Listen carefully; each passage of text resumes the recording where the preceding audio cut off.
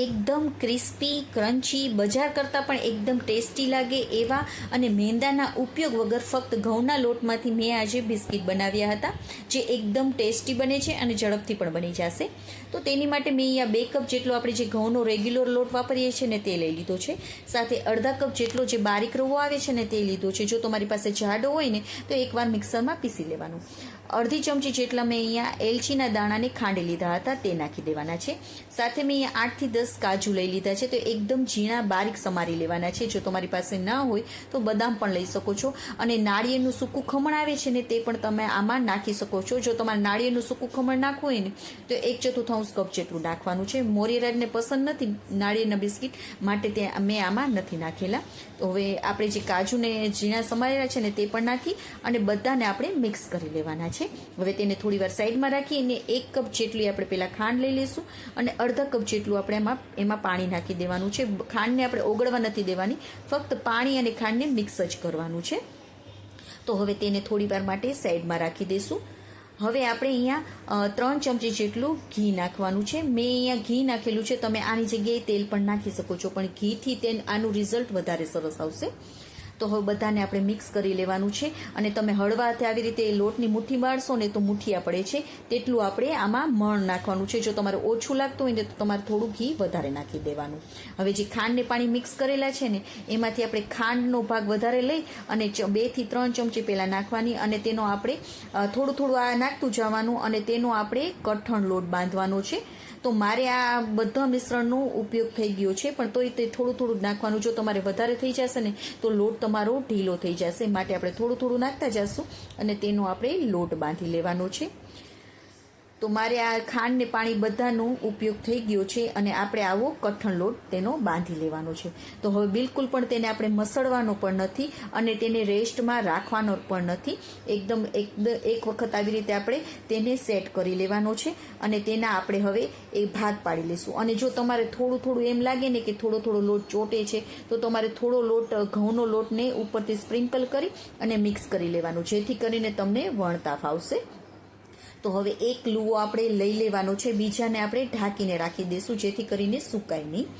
તો હવે લુવો કરી અને તેની આપણે મોટી રોટલી વણી લેવાની છે. આવી રીતે આપણે રોટલી આ જે વણીએ ને તે બહુ પતલી નથી કરવાની, થોડી એવી જાડી રાખવાની છે, જેથી કરીને બિસ્કિટ આપણે એકદમ સરસ એવા બને. તો હવે મેં અહીંયા તેને ચોરસ શેપ આપેલો છે. તમે આની જગ્યાએ તમને જે પણ શેપ પસંદ હોય તે આપી શકો, ગોળ પણ શેપ તમે આને આપી શકો છો. તો વધારાનો જે ભાગ છે ને તેને આપણે લોટ છે ને એમાં મિક્સ કરી લઈશું અને તેનો પણ આપણે ઉપયોગ કરી લેવાનો છે. બહુ નાના પણ નહીં અને બહુ મોટા પણ નહીં તેવા આપણે આ ચોરસ શેપમાં બિસ્કિટને કરી લેવાના છે. અને બાર જેવા જ એકદમ સરસ લાગે ને, જો આટલા જાડું આપણે રાખવાનું છે એને, અને બાર જેવા જ એકદમ સરસ લાગે ને એટલે તેને મેં હળવા હાથે આપણે ચાકાથી ડિઝાઇન કરી લેવાની. આવી રીતે હળવા હાથે, બહુ અંદર સુધી નથી કરવાની, હળવા હાથે જ આપણે હલકું જ આપણે ડિઝાઇન કરવાની છે આવી. તો એકદમ સરસ એવા બાર જેવા જ લાગશે. તો બધાને આપણે આવી રીતે કરી લેવાના છે. સાથે સાથે આપણે તેલને પણ ગરમ કરવા મૂકી દેવાનું છે. તેલ પણ આપણે એકદમ વધારે નથી લેવાનું.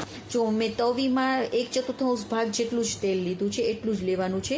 અને તેલને પણ આપણે બબલ્સ આવે ને તેટલું જ ગરમ કરવાનું છે. જ્યારે તમે આ બિસ્કિટ નાખશો ને તો જો બિસ્કિટ નાખો ને તો થોડા જ બબલ્સ આવે છે, તેટલું જ તેલને આપણે ગરમ કરવાનું છે. હવે ગેસની ફ્લેમને એકદમ ધીમી કરવાની છે અને આપણે પલટાવવાની ઉતાવળ પણ નથી કરવાની, નકર તમારા બિસ્કિટ તૂટી જશે. 2 થી 3 મિનિટ થાય ને નીચેથી ગોલ્ડન કલર આવે ને પછી જ આપણે તેને પલટાવવાની છે ચમચી વડે. ત્યાં સુધીમાં આપણે બીજા બિસ્કિટ પણ તૈયાર કરી લેવાના, બીજા લુવાના પણ. તો જો 2 થી 3 મિનિટ થઈ ગઈ છે, નીચેથી થોડો ગોલ્ડન કલર આવી જાય ને પછી જ તેને આવી રીતે હળવા હાથે ચમચીથી પલટાવવાનું. તમે ઉતાવળ કરવા જશો ને તો તમારા બિસ્કિટ તૂટી જશે, માટે ધીમે શાંતિથી જ તમારે આને તળવાના છે. 2 થી 3 મિનિટ પછી તમારે આવી રીતે પલટાવી દેવાના.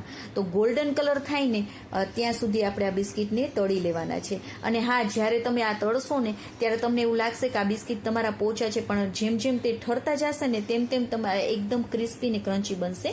એટલે માટે તમારે તે પણ ટેન્શન લેવાની જરૂર નથી કે જ્યારે તમે આ તળ્યા ત્યારે બિસ્કિટ એકદમ પોચા લાગે છે, કારણ કે જેમ ઠંડા થતા જશે ને તેમ જ તે એકદમ ક્રિસ્પી અને ક્રન્ચી અને આટલો હળવો જ કલર તમારે લેવાનું, કારણ કે જેમ ઠંડા થતા જશે ને તેમ તેનો કલર કલર પણ ડાર્ક થઈ જશે માટે.